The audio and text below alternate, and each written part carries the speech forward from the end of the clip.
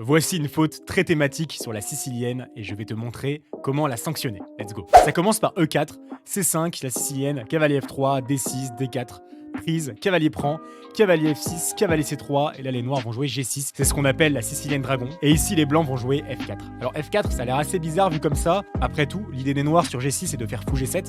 Donc pourquoi pas le faire tout simplement. Sauf que là on a E5. Alors E5 on chasse le cavalier, pion prend, le cavalier est obligé de repartir, et le cavalier n'a pas de bonne case pour repartir. Par exemple, D7, on va jouer E6, en cas de prise, on va gagner du matériel, sur cavalier E5, on va faire pion prend F7, on va affaiblir le roi adverse, et sur cavalier G4, on va jouer fou B5, échec au roi.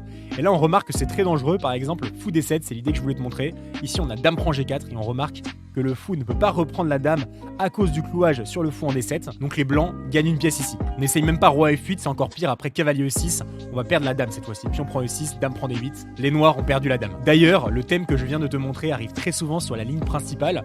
Ici, les blancs ont envie de développer leur fou en E3, ça a l'air logique, ils veulent se rapprocher du grand roc.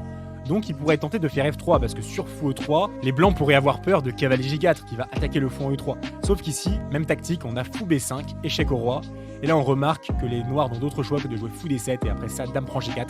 C'est exactement le même thème et ça nous permet de gagner une pièce. C'est pour ça qu'ici les blancs peuvent jouer fou E3 avant F3 sans craindre cavalier G4 tout de suite. Sharp.